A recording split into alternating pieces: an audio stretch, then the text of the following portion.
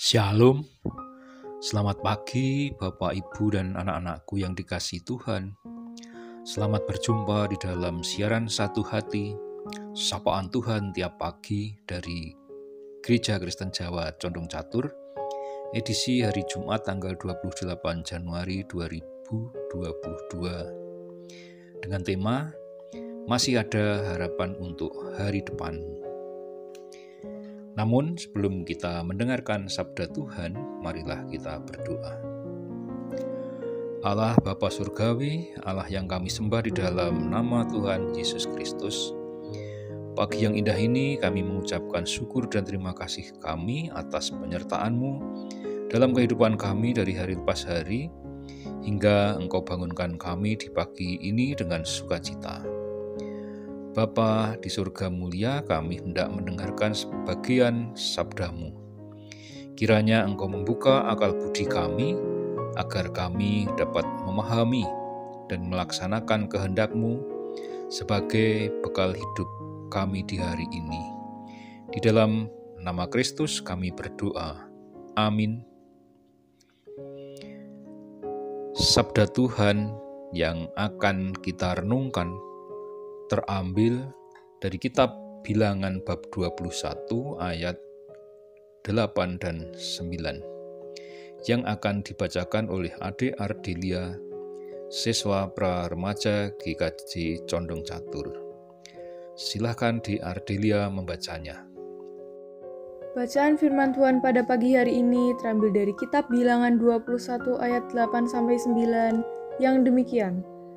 Maka berfirmanlah Tuhan kepada Musa, buatlah ular tedung dan taruhlah itu pada sebuah tiang. Maka setiap orang yang terpagut, jika ia melihatnya, akan tetap hidup. Lalu Musa membuat ular tembaga dan menaruhnya pada sebuah tiang. Maka jika seseorang dipagut ular dan ia memandang kepada ular tembaga itu, tetaplah ia hidup. Demikianlah firman Tuhan. Terima kasih Adik Ardelia yang telah membacakan firman Tuhan. Bapak, Ibu, dan anak-anakku yang dikasihi Tuhan, subtema pagi ini adalah memandang salib Rajaku. Saya ulang lagi, memandang salib Rajaku. Bagaimana Anda memandang penyakit, kuasa iblis, dan penderitaan? Jika hal-hal semacam ini diperhadapkan kepada kita, dan bagaimana iman kita menanggapinya? Gambaran tentang penyakit, penderitaan, dan kuasa iblis sesungguhnya ada pada salib atau tongkat ular tembaga yang dibuat Musa. Ular tembaga itu harus dibuat untuk mengingat tentang pengaruh iblis, dosa atau pemberontakan manusia yang telah dihadapi pada masa itu. Demikian juga dosa dan pemberontakan manusia yang telah dihadapi oleh Yesus di kayu salib.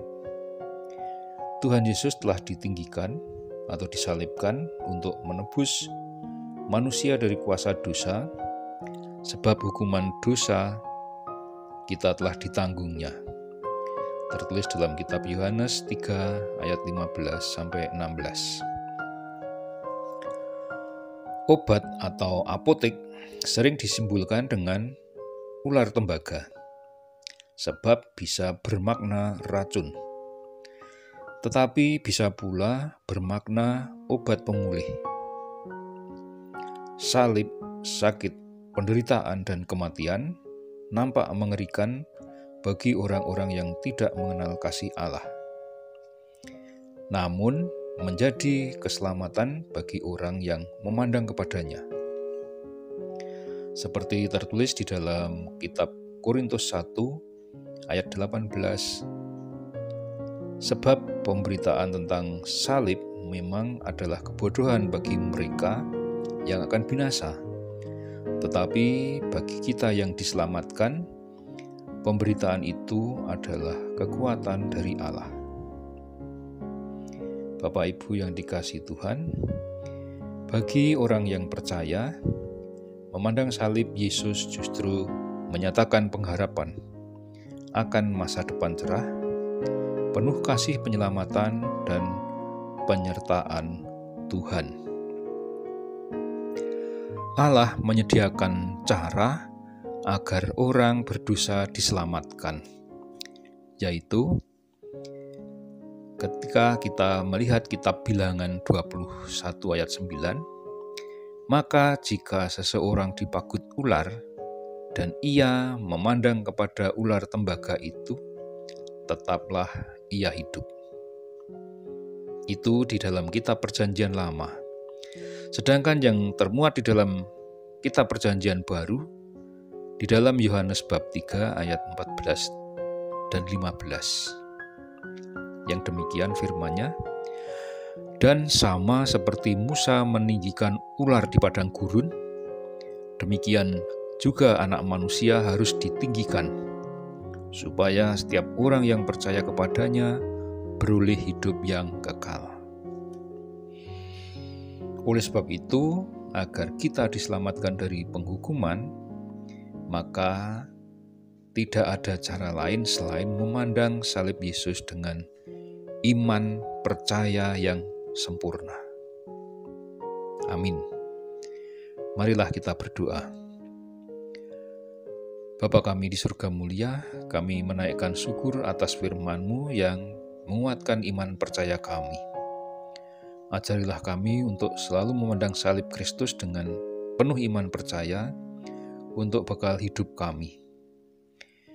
Di pagi yang indah ini Tuhan, kami hendak melakukan tugas dan kegiatan kami. Oleh sebab itu, kami mohon penyertaan dan berkat-Mu, agar kami dijauhkan dari segala mara bahaya dan sakit penyakit. Juga apa yang kami kerjakan dapat terberkati sesuai dengan kehendak-Mu.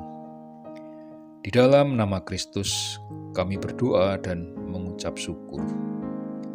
Amin. Demikianlah renungan pagi ini, semoga membawa berkat dan sukacita. Tuhan memberkati.